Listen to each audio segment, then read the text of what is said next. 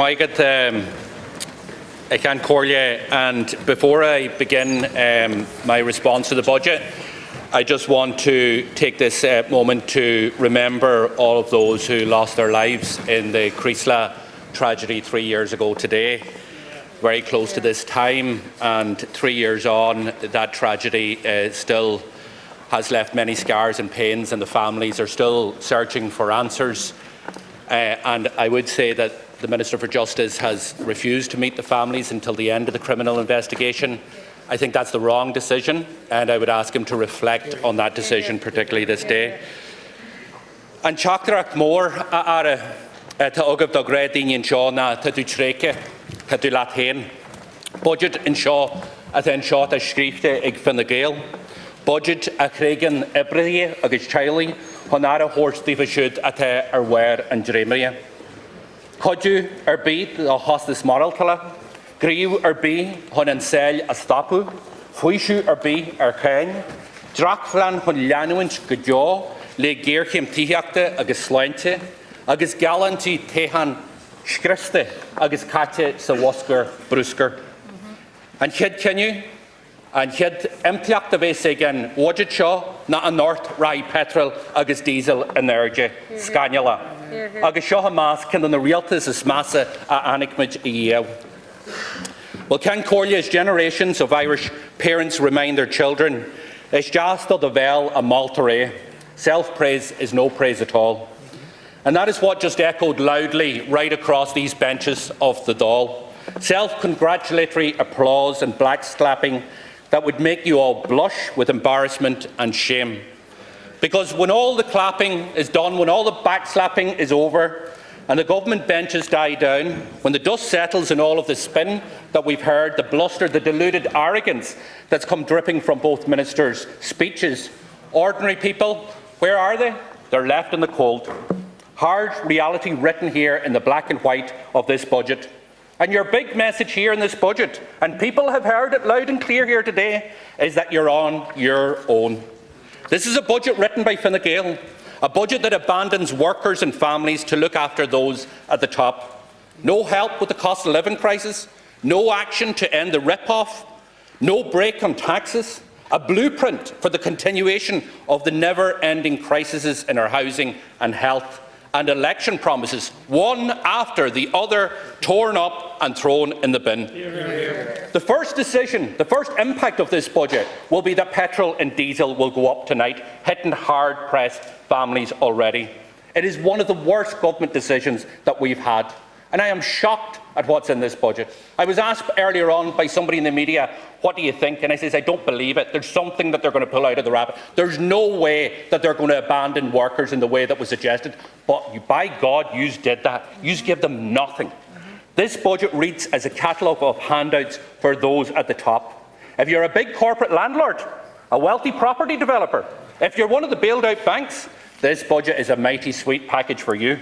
But if you're one of the hundreds of thousands of ordinary households that's impacted by the cost of living crisis, if you're one of the people that's facing the avalanche of rip-off bills and struggling to make it ends meet at the end of the week, then this budget screws you over. It's empty, it's hollow, and it's a dead end. The only applause or kudos that should have been offered for government today is for the warped fiction you created in your own heads that enabled you to write this budget. Because it bears no connection whatsoever with what's actually going on out there in the real world. No connection at what's happening in the everyday lives of working people throughout Ireland. And I have to hand it to you, lads. In fairness, bravo to you. Only Fine Gael and Fianna Fáil could look at a cost of living crisis staring everybody in the face with households hanging on by their fingernails and say to themselves, you know what's needed here? Big tax breaks for our wealthy pals. More help to feather the nests of the privileged few at the expense of the many. Well done. Because only you guys, the parties that have been messing things up for ordinary people for over a century, could have come up with that one. This should have been a cost of living budget. That's what was needed. That's what people were demanding. A budget that would make life affordable. And the dogs in the street could tell you that. And it is far and away the biggest issue impacting people right across the state. Households are being hit by out-of-control prices right across the board. Costs are keeping rising, they go up and up, the bills keep on coming, and working families, parents who work hard all week, are coming under severe pressure to take care of the basics, to put food on the table, to keep the heating on, to keep the lights on, to put clothes on their children's backs, to keep a car on the road. And yet you lads have the brass neck to waltz in here and you puff out your chest, you smile at each other, you backslap, you applaud each other, but there is no measure in this, no measure to help ordinary workers stay afloat under the wave of rising costs where people can't catch their breath without being hit by another price hike. So how out of touch do you need to get? Was there nobody in the backbenchers? We've held a lot about the backbenchers and the party's not listening to you. Was there nobody in the backbenchers that told these lads that there's a cost of living crisis out there and people needed to be looked after? And the big question today is what's happened? Because during the general election, you told everybody that the cost of living was the #1 issue, that the cost of living issue would be dealt by your parties. Simon Harris went everywhere he could find a mic or a camera. He said, cost of living issue is my #1 priority, and if I get elected, I'm going to deal with that. Hear, hear. You delivered nothing in this budget for them. Hear, hear. Delivered nothing. You screwed workers over royally in this budget. And it won't be lost on anybody that last year's budget, just ahead of the election, there was no problem of providing a cost of living package. And it's now clear that that was just a sweetener bribing people with their own money for votes. And now, what you got is what you wanted, and what we have is a situation where things are worse, where more people are feeling under pressure, where more people can't pay their bills, where prices continue to rise, and the government decides that a cost of living package isn't necessary. And I say to you, what do you say to the renter who's already forking out €2,000 a month and knows that more crippling hikes are on the way because you refuse to introduce a rent ban? What do you say to those when you say, oh, well, I'm providing a renter's tax credit, but you know and I know that providing a renter's tax credit without stopping rent increase means that that money doesn't go into the tenant's pocket, it goes into the landlord's back pocket. And that's the reality of it. What do you say to the stressed out couple who you promised over and over again, Pascal and Simon, you promised a plan to deliver €200 a month childcare within the first 100 days of government? What do you say to the motorist who's been ripped off by greedy insurance companies, who's jacking up prices and premiums non-stop? Nothing in this budget to help them. Indeed, you're going to hit them worse by pushing up the price of petrol and diesel. And what do you say to the people who are fleeced week in, week out in their food shopping? Because in this budget, if you were to read it, you'd swear that you believe that it's not happening. You've very little to say to them because you've left them high and dry. And you're not stopping there because you're kicking people already when they're down. You've hit people again and again and again. And today you're delivering a huge volume of tax cuts, no doubt about it. And ordinary workers get nothing. Zero, zilch, not a cent. The squeezed middle aren't getting anything. But who's getting it? Because there is tax cuts in this budget. Who's getting it? Well, if you're one of the persons, if you're on the SARP, for example, then Pascal has made sure that there's 60 million of taxpayers' money to help you. And what do they get? And people at home won't even believe this. They get a tax cut of over €100,000. €100,000 for people who have to be earning over €125,000 and up to $1 million. That's the priorities of this government.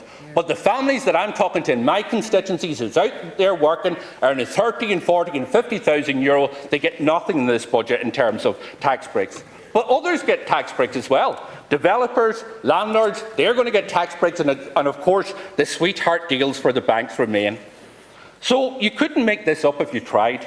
At a time when households are watching every single euro, at a time when they need support from the government, you stick your hand in their pocket to pickpocket them for the money to fatten the coffers of the wealthy. And that says it all about this government's priorities. It says it all about what we get nearly after 15 years of Fine Gael in power. Is it any wonder that we now have 1 in 5 children who live in this state in poverty? Is it any wonder that we now have more than 5,000 children are homeless under Fianna Fáil and Fine Gael? You only have to look at your limp response in relation to the big energy rip-off. You have a record number of households, 300,000, who can't pay their electricity and nearly 200 who can't pay their gas bills. And starting this week, starting tomorrow, they are going to see double-digit electricity prices, but no energy credits in this budget. You walk in here today, you tell those households that you're cancelling the energy credits that they relied on for the last number of years. That is shameful, even for Fine Gael and Fianna Fáil. And you've presented a budget here as if that this is all rosy in the garden out there, that the cost of living crisis has gone away. Well, it's not. Because we know that prices are going up and up and up, and in this budget, you've left families hammered. It leaves people in no doubt whose side Fine Gael and Fianna Fáil are on. But let me be clear, energy credits were never the full answer. They were supposed to buy this government time to get energy costs down for households, but it's time that you've squandered. You've refused to take on the big energy companies who are making bumper profits of people's hardship. They squeeze and they gouge their customers, and you sit there and you do nothing. These companies know that they have nothing at all to fear from this government, so they have free rein to keep jacking up prices, to keep squeezing, to keep gouging, because Fine Gael and Fianna Fáil are going to do nothing about it. So now, as we enter into the winter, when households have to put on their heating longer and their lights for even longer, people are now going to be fleeced when they don't have energy credits to shield them. And that's on you, Minister. That's on both of you. That's on your cabinet who signed off on this budget. Because make no doubt about it, there are going to be more families now this winter who cannot meet their electricity and gas bills, and that is a direct consequence of the decision that you have taken here today. And it's not just energy companies that are gouging people. Government is turning a blind eye to price gouging right across the board. Insurance companies, banks, large supermarkets all make obscene profits on the back of ordinary workers. And this government, by any measure, has failed to get a grip on the cost of living, and the rip-off rolls on. Prices are still out of control, and the government nowhere to be seen. Insurance companies have made the point many times, making profits 2 and 3 times that they make anywhere else, but yet the government allows them to do it. Bailed out banks, making billions, not millions, billions of euro of profit, but pay no tax, and that's acceptable under the Minister of Finance's plans, and no oversight whatsoever in relation to supermarket pricing and profits. Workers and families are looking on today, and they'll be asking how we can have a surplus this year of over €10 billion and next year of over €5 billion, and there isn't any real help for them in this budget. And the answer is clear. Because Fine Gael, with a typical nod from Fianna Fáil, are cheating them at every turn. The sly, sleeving way of doing business is written all over this budget, presented on every page. For one thing, you take the students of Ireland for fools. And that's what you're doing here. Only in this government's twisted world could you present a hike in student fees as a cut. You're literally trying to convince people that up is down. Whatever way you try to muddy the water in this, Minister, people understand, students understand and parents understand that it is costing €500 more in fees this year than last year. Do you think that the students of Ireland can't do the maths? They know that Fine Gael are screwing them over and over. And you're making out that you're trying to do them a favour, and that's the reality of it. So come off the stage, Minister. Come off the stage, Tánaiste. You're jacking up student fees, and be a man, own it, be proud of it, declare it, and stop trying the con job that you've tried here earlier on. Sinn Féin has called on you. Sinn Féin has called on you to give working people a break that they deserve. We called on you in this budget to scrap the USC on the first €40,000 that people earn. That's the fair way to cut taxes. That would put nearly €750 into workers' pockets this budget. We told you to scrap carbon tax increases, but the government plans to put them up tonight and for the next number of years, all with the support of Michael Healy-Rae and Danny Healy-Rae, who couldn't stop talking about it when they were on this side of the House. It is reckless to drive up the cost of living at a time when so many people are just hanging on. It is reckless to drive more people into energy poverty, but that is exactly what this budget will do. We called on you to increase pensions and core social welfare payments by €15 to reflect the reality of prices that are rising and putting serious pressures on those families. We asked you to deliver a €20 increase for disability payments to recognise the additional cost of living with a disability. In your budget today, you have shortchanged pensioners and those on social welfare. Your rate increase of €10, it doesn't even cover the cost of food inflation. That's the reality of it. It doesn't even cover the cost of food inflation. We called on you to enhance and increase the renters' tax credit. Indeed, you've committed to increasing the renters' tax credit, but it's not to be there. A ban on rent increases, nowhere to be seen. We saw skyrocketing rents. Instead of banning rent increases, you're letting landlords jack up rents right across the board. And instead of increasing the renters' tax relief, you choose to increase a tax relief for landlords. Because landlords are getting a tax increase next year. They get €1,000 next year from Pascal, because landlords is the priority. Renters, even though you've committed to it, continue to get the same, and they don't even get it because the landlord will pocket it as the prices of their rent go up. Your own official warned you that that landlord tax relief was one of the worst ideas. A former ESRI economist called it the stupidest tax relief of recent times, and every single year, including next year, you're increasing it. And the world keeps spinning, but you can always count on Fine Gael to come up trumps for the golden circles and the vested interests. And it's ordinary people who pay the price over and over and over again. It's like you don't believe that workers and families are deserving of an affordable life. Every budget you produce, in fairness to you, a masterclass in delivering for the few at the expense of the many. And this budget is no different at all. You have no appetite for delivering a better deal for working people. It's too hard for you, too much effort, too much work to change direction, to put ordinary people first for once and for all. But none of that was a problem when it came to striking your grubby deal with Michael Lowry and his band of merry followers. No effort was spared on that score. No bridge was too far to cross. And what we have today is the budget of that grubby deal, a budget that cheats and screws over ordinary people, and that is exactly what it is. Well, the people of Ireland have had enough of all of that. They deserve so much better than being cheated year after year in every empty budget you have served up. We have a situation here where we have spending overruns in the billions. And that's, you have to look at what the budget that you produce and wonder, what's the point? Because last year the overruns were 4.6 billion or thereabouts.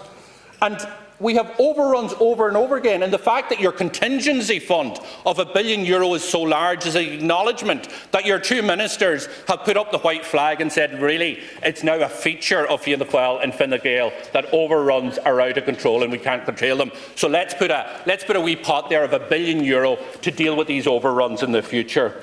During the year, spending runs out of control and the government acts like it's normal. Billions more spent, but no more houses built. Overruns and overruns, but no improvement in services. And there is a breakdown in financial management in the state, from the hundreds of thousands on bike sheds, to the tens of millions renting empty offices, to the billions on the National Children's Hospital that still isn't even open.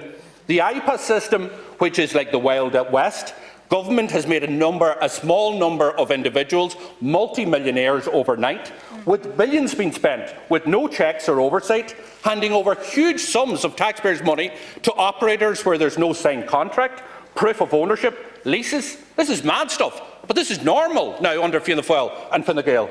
The government has time and time been exposed as serial wasters, and nobody takes responsibility. Nobody is held to account. And that waste has real consequences. That waste has real consequences, particularly when you deliberately underfund other areas. For too long, Fine Gael and Fianna Fáil have failed the children right across the state. 1 in 5 children now live in poverty. That's your record. 1 in 5 children now live in poverty as a result of your governments. 1 in 5. €10 billion of a surplus this year. €5 billion next year. 1 in 5 children live in poverty in this state. That is shocking that you have allowed this to happen. It's over 200,000 children. It's a national disgrace. That's what it is. It's a national disgrace. And it didn't happen by chance. It's happening because of the budgets that you have introduced in this House year after year. We called on you to deliver effective measures to tackle child poverty. That means targeted and universal measures. The cost of living crisis has brought so many pressures on so many households. Many that never thought that they would be in this situation now find themselves in a situation because of your government. And again, we see no increase in child benefit rates. No increase in child benefit rates. Child benefit was higher in 2008 than it is today, and talk to any parent, they'll tell you it is dearer to raise a child today than it was in 2008, but nothing in terms of child benefit. That means no relief for so many families. We need support for families, and this budget should have provided it. We need to make sure that every child sees an improvement in their situation. We called on you to increase child benefit by €10 and provide a double payment this year along with other targeted supports. You should have doubled the back to school payment. You should have extended the fuel allowance by 9 weeks. That would have given people an extra €297. Instead, what you've done is you've only increased fuel allowance by €5. €5. It's worth just €140, less than half of what is needed. You've increased its core social welfare payments by €10, but as I said, that doesn't even keep up with food inflation. We called on you to increase it by €15 to reflect the reality of rising costs. And what you should have announced today is a conscious decision to deal with the issue of child poverty. But the reality is, we'll see the statistics in a couple of years, Micheál, that your decision here is a deliberate decision to continue to leave children in this state in poverty. That's the reality of it. That's the reality of it. You can shake your head all you want. You have been the architect of the fact that there is 1 in 5 children in poverty in this state, Micheál. That's the reality. Of anybody, above anybody else, you've been the architect of that. Fianna Fáil and Fine Gael committed to cap childcare costs. Remember that one, Simon? Remember that one? That was the policy that you copied from Sinn Féin, and you're welcome to it, but we want to see it implemented. We want to see it implemented. You said, Simon Harris said that he would produce a roadmap.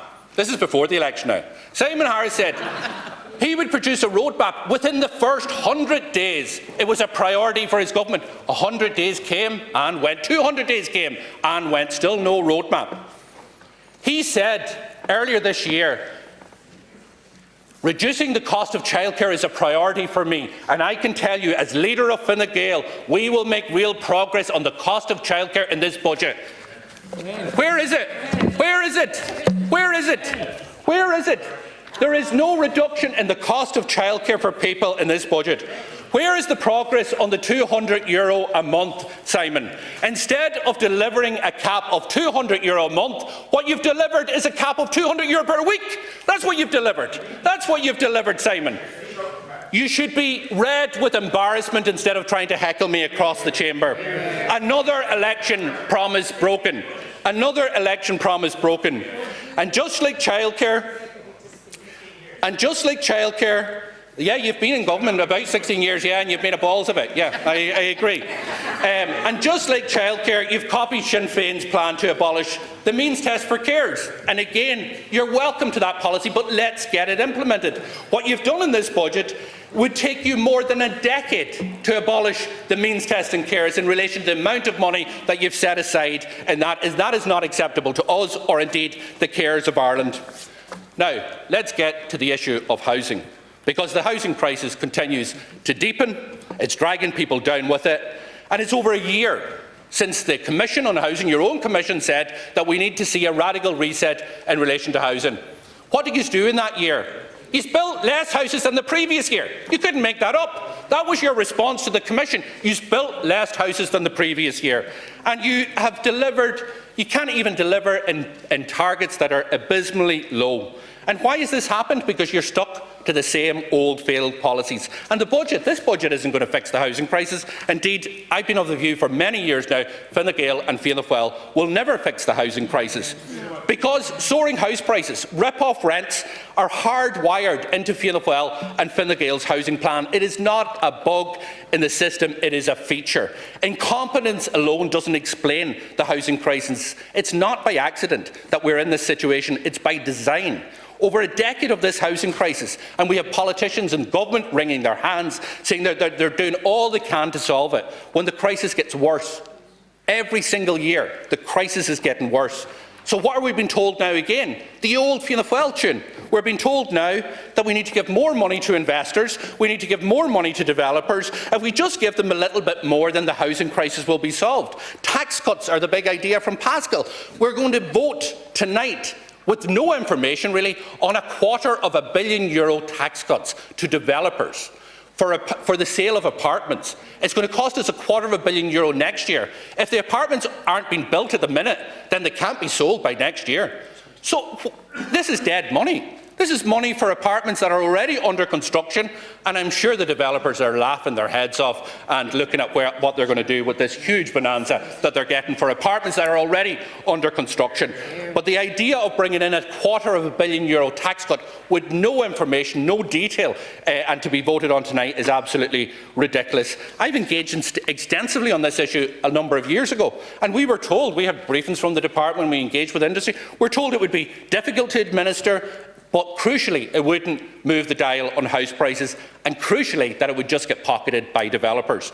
And if this cut is applied to apartments that are already being built, then what is the point of this next year? Because there's no provision in the resolution that it only applies to apartments that are being built from tonight on, that start or commence. It seems that it's available to ones that are nearly finished now, but maybe that is the intention because we know the priorities of this government over and over again.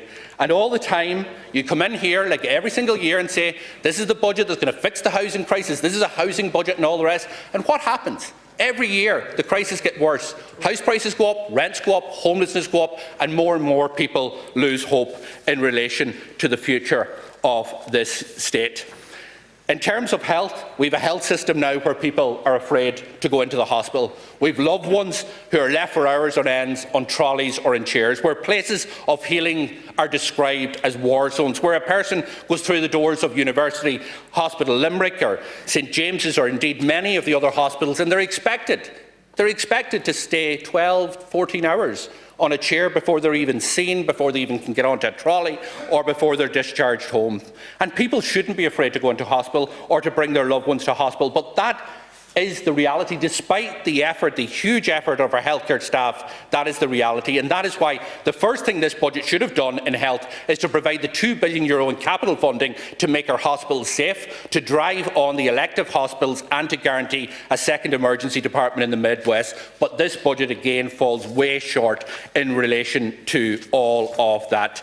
Ní más mádaí ag an rialta seo don phobal teanga, an nád an Gaeltart agus ní ról le fada an loya, agus tá ar a Gaeltart níos más a bhí ocaine riao tá sibh cursus da uachtar an na tíre seo í. Ach hílmaid lig go mbeid bitir athú intinne na a hanig ara ó Fianna Fáil hontasaí ach tílmaid an seo san cén aisna seo go bhfuil an Gaeltart a rís fuaice ar an leathú. Hanig na mílte daoine. Go me leiscail? Civéad continue Michal, an rotor in this region, nar hanig na mílte daoine má, nar a hanig céad tríthe agriar Gaeltart má, agus a réit go €5 million a bris. €5 million a bris de dhíthar ó hiú an Gaeltart. Tá sibh déanú neu urge agus dámaiste don Gaeltart a ríist agus a ríist eile, agus sin fírinne na scéala dé. This budget is going to come and go like all of the rest of them. Nothing that I've heard here gives me hope that the crisis we face will be addressed, and I fear many people are in for a long and hard winter. When we were growing up, our parents taught us important lessons. One of the things we're told is that if you show up and work hard, then you can build a good life and you can secure a good life for yourself and your family. That life would be affordable and that you'd have a fair chance to achieve your future you want. Well, after 15 years of Fine Gael government, that lesson, that expectation, that bedrock of life has been shattered for an entire generation. You have made the extortionate cost of living the new normal, crushing people's hopes and even aspirations. And that's what this budget is about. Well, it's not normal. It can never be acceptable that people who go out to work every single day are skirting inches from the poverty line. It can never be acceptable that households, even with 2 incomes, are borrowing for their parents just to pay the bills. It can never be accepted that our young people are forced to the airports, to Australia or Canada, to seek the opportunity that they should have here at home. And I'll finish here with this. I've never seen election promises abandoned so fast and so completely. You've prioritised in this budget, and you made a conscious decision. You've prioritised the well-off, the landlords, the developers, the investors, at the expense of ordinary workers. You have really shown your true colours. You have taken a calculated risk. You hope that people will forget this by the time the next election comes around. But I fear, folks, the people are going to remember this one because you have shafted them royally. Deputy Mairead Farrell. Deputy Mairead Farrell.